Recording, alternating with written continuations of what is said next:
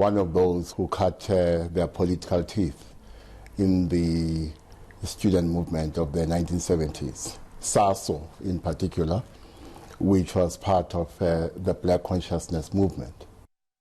Cyril Ramaphosa started as an anti-apartheid activist who first came to prominence in the 1980s as co-founder of the National Union of Mine Workers. We created retirement funds for black mine workers. When we came in, black mine workers didn't have a retirement benefits. Ramaphosa led the historic 1987 strike, which brought the mining sector to its knees. That obviously was a very important period in his life. The second one, of course, was the agreement on the interim constitution and the final constitution in 1996. In July 1991, Ramaphosa was elected the Secretary General of the ANC and became the head of the negotiations commissions of the party at Codesa.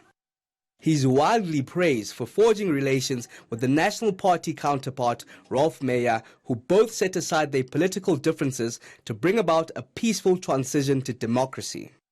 The chemistry that developed between the two is one of the reasons some assume that in the end the National Party and the ANC made the necessary compromises which gave us the 1994 democratic breakthrough. In 1997, Ramaphosa moved to the private sector, and in 2001, he founded Shanduka, which owned stakes in the mining entities, financial institutions, McDonald's South Africa's subsidiaries, and Coca-Cola bottling plants. Then came a much darker period. I did not foresee that sending more police would mean, or could mean, that some of them could want to take revenge. I did not foresee that. The events of 16 August 2012 would become a stain on Ramaphosa's political career, even though the Marikana Commission of Inquiry cleared him of any wrongdoing. If you ask me, number one, Cyril wanted to save lives. It was just unfortunate that 34 people ultimately lost their lives.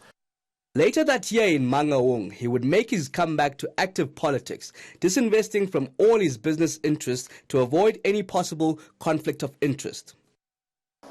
Comrade Cyril Ramaphosa is the successful candidate for Deputy President. Thank you.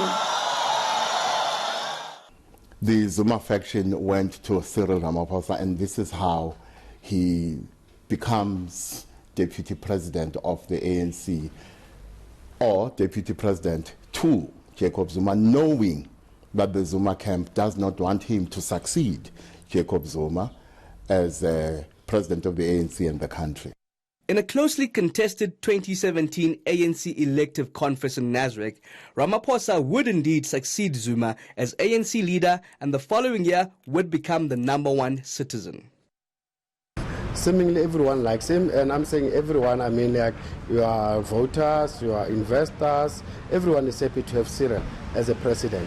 He has deployed the criminal justice system since he became head of state in a manner that is beginning to unveil the extent of the rot and the corruption and state capture. Ramaphosa has a mammoth task ahead of him. South Africa has the highest level of unemployment in the world as we are talking today. So that's not a problem created by Cyril Ramaphosa. When it comes to the economic cluster and what must happen to the economy, the ANC is not in charge. Is this the president who's going to change that? I am not persuaded he is. But as a citizen, I wish him success. Because if he succeeds, my life and the life of my children will be better. Will Cyril Ramaphosa be able to live up to the high expectations placed on his shoulders? Aviwe Mtila, Johannesburg.